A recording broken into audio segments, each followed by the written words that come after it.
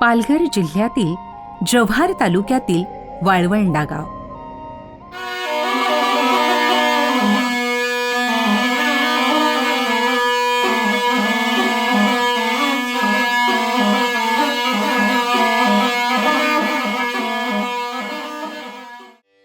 थोर तारपावादक पद्मश्री भिकल्या लाडक्या धिंडा यांचं घर आणि त्या घरात सजलेली ही तारपावाद्य.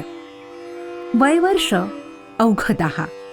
तेव्हापासून लाडक्या बाबांनी तारपा वादनाला सुरुवात केली. त्यांच्या घरात तब्बल 150 वर्षापासून ही परंपरा चालत आली आहे. तारपा या पारंपरिक वाद्याची अत्यंत मोलाची माहिती आपल्यासाठी. आज आपण पालघर जिल्ह्यातल्या जव्हार तालुक्यात आलोय, वाळवंडा गावी आलो आणि या ठिकाणी आदरणीय पद्मश्री भिकल्या धिंड्या आपल्या सोबत आहेत. त्यांच्या वडिलांचं नाव पण खूप छान आहे, लाडक्या. आणि त्यांची जी काही ही कला आहे, आपण जर आतमध्ये आलात तर आपल्या लक्षात येईल की किती सारे अवॉर्ड्स त्यांना मिळालेले आहे. जर आपण झूम करून हे अवॉर्ड्स दाखवूया. हे सगळे किती वर्षापासूनचे आहेत? आता काय ते 3-4 वर्षापासून 3-4 हे सारे त्यांना अवॉर्ड्स मिळाले आहेत. आणि हे त्यांचे या साईडला हे मुख्य वाद्य या साईडला आहे. याला हे काय लावलंय मग? हे सपोर्ट आहे. हे उंबराचा चिक पहिला लावून, पण आता उंबराचं झाड कमी पडला ना, त्याच्यासाठी आता हे फेविकॉलच लावतो. हे उंबराचं चिकनी पूर्ण त्याला हे करायचं, म्हणजे ही पाती सटकत नाही ना ती. त्याला मग याला बांबू लावलाय, मग याला भोपळा लावलाय आणि हे मधचा चौथा मधाचं आणि हे त्याचे होल पण एक विशिष्ट आकाराचे.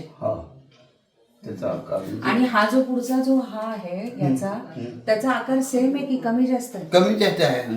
ते स्वतः आहे.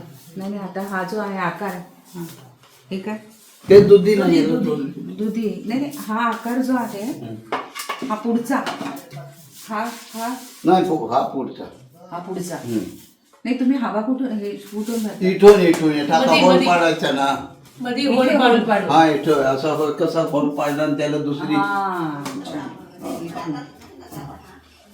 हे कापून त्याला असं दुसऱ्याचा केलं. म्हणजे तो आता ही लागला ना, असा लागला की बांधून असा लांबच राहतो, पण येतो उचलायचा. दररोज 1 इंच वाढतं आणि याच्यात दगड बांधायचा. पाव किलो, मग जरा 2-3 दिवसांनी अर्धा किलो, मग पाऊण किलो, मग 1 किलो परत काय तो वाढतो. असा आकार द्यायचा, नुसता नाही ओळखतो. आणि मग तो इथं कापून याच्यात पाणी टाकून आणि कुजवायचा. म्हणजे ती आखी निघली पाहिजे. त्याची बी आहे ना, तो गर आखा निघला म्हणजे बरोबर आहे, ते पोकळ होतं. ते काढण्याची पण एक पद्धत आहे, म्हणजे बांधण्याची पण पद्धतच आहे. हा एवढा मोठा कोळ कसं काय? हा पहिल्या सुरुवातीचा नाही, पण एवढा मोठा कसं काय मिळाला? हा केला हे बी त्याला हे केलं, दगड बांधून असं. म्हणजे हा पहिला, त्याच्यावर हा असं. ते पहिला पावर त्याला येलालच्या राहते ना, मोठा होतो, बारीक. मग एवढी ती भाजी करून खायची, ते भाजीला वापरायची. असं पहिला ठेवायचं. हे याला 4 होतं, 4. एक अजून बियासाठी ना आणला, हे 3 आणलं. एक आणला तो रंगरंगोटी दिली. मुलग्याची नातू आहे ना, ती देते मला. म्हणजे सजावट कोण आहे तरी पाहिला तर सजावट आहे. त्याच्याने सुंदर दिसतं. पीस लावलंय, याला कलर केला. हे नॅचरल आहे का? कुठले कलर वापरलेला? हे ते पेंटिंग करायला ते रंग आणतात ना, देतात. आणि मी आणून पण ठेवलेलं आहे असं. तेव्हा हा सोडा, हे बी वेगळं आहे आणि हे बी वेगळं आहे. आता आपले सांगतो ना, आदिवासीन बिगर आदिवासी, आदिवासीन बिगर आदिवासी, असं पोटन तरी आहे. हा नर आणि ही मादी आहे. तिला 3 होल आहेत. नराला 5 होल आहेत. आणि हे मादी आणि पुरुष याचा श्वास दिला की श्वास मिलन होऊन आकर्षित आवाज निघत असतो. याला काय मसनरी नाही, हे निसर्गाचं आहे. हे माडाचं पात आहे, साऊंड बनवलेलं आहे. हे बंबू आहे आणि आधी ही दुधी आहे. दुधी भोपळा. हा ही तो छोटा आहे दुधी, ही मोठा आहे लांब आहे. हे पूर्ण केला आहे, बारीकला आहे. म्हणजे आवाज त्याचा नाही एवढा तेवढा. जसे साहित्य मोठा बनवला मोठा आवाज येणार, कमी साहित्य असला कमी येणार, असे आहे ते. म्हणजे नर मादी साथ देते, नर आणि मादी साथ देते. मादी साथ देईल तेव्हा संसार चालेल ना. नर मादीला सांभाळेल तेव्हा तो संसार चालतो. मुलं बाळ सांभाळ तसं आहे ते. हे वाद्य बनवलेलं आहे. हे तुम्ही बनवले? हा मीच. हे कुठलं आहे? ते पण तेच, ते पण बांबूच. बांबूचाच. हा बांबूचाच आहे. हे सगळं तेच आहे. हे आता नवीन बनवला. याला किती हे आहेत? याला 5 आहे. याला 5 आणि हे 5. मादीला 3 आहे, याला 5 आहे. हा मादी त्याला ही करते. हा मग तो श्वासाचा त्या प्रमाणात तो श्वास तुम्ही हे करतात. बरोबर. ते मादी नर याला बरोबर आकर्षित त्याला देतात. मला धनखड साहेबांनी असा प्रश्न विचारला की आदिवासी कशावरून,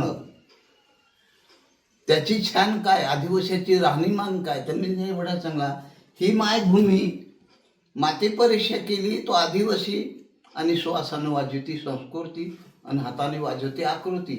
आकृती कोणी वाजवल, कोणत्याही धर्माचा, कोणत्याही पंथाचा, कोणत्याही समाजाचा, ती आकृती वाजवल. संस्कृती आदिवासीच वाजवू शकतो. आदिवासीला त्याची जाणीव आहे. पृथ्वीची, पावसाची. मिरिक देव पिता धनतरी माता. मिरिक देवाने भोग दिला धनतरीला, तेव्हा कंचरी उपातर झाली. ते आदिवासीलाच माहिती. बिगर आदिवासी नोकरी करतो, चावलो आयतं कुठं तरी घेऊन खातो, म्हणून त्याला ते कंचरीचे देवदेवताची आठवण नाही. आदिवासीनीच तर पहिले निसर्गाला देव मानला, देव मानलेला आहे. पाऊस पडायला लागला तर तो बिचारा वाकून त्याला वाटायचं काय चमत्कार झाला, वीज कडकडायला लागलायचं. आता मला समजा हा पृथ्वीचा हा इथंच माझे एक घडाळ म्हणून आहे, वनस्पती आहे. पाऊस 15 दिवसांनी पडायचा आणि तो लगेच वरती यायचा की पिरायचा. काय काय कसलं झाड आहे ते? हे ते पुरातन हे आहे गोष्टी सांगते. तेल्या कांदा आहे तो, तेल्या कांदा निसर्गाचा तो कांदा आहे. कांदा तो पाऊस पडायच्या आधी, पाऊस यायचा जवळ की तो उंगवायचा, उंगत असतो आणि ते फुलायचं. त्याची फुलं आहे का? हा. मग त्याचा उपयोग काय नाही, त्याचा सुगंध फार मोठा उपयोग आहे. उपयोग तर तोच आता झाला ना जगभरात. त्याचा उपयोग जो झाला ना, त्याला मी देव मानलेला, म्हणून तो त्याचा उपयोग आज झाला ना.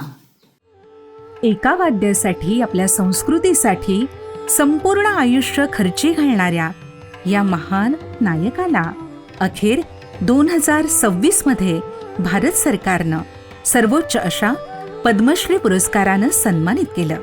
आज आधुनिक काळातही ही कला लोप पावत असताना पद्मश्री लाडक्या भिकल्या धेंड्या यांनी ही कला जोपासली आहे.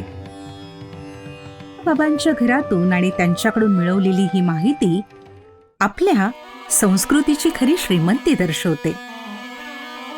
निसर्गाचा हा दैवी सूर पुढील पिढ्यांपर्यंत नेणं हीच आपली खरी जबाबदारी आहे.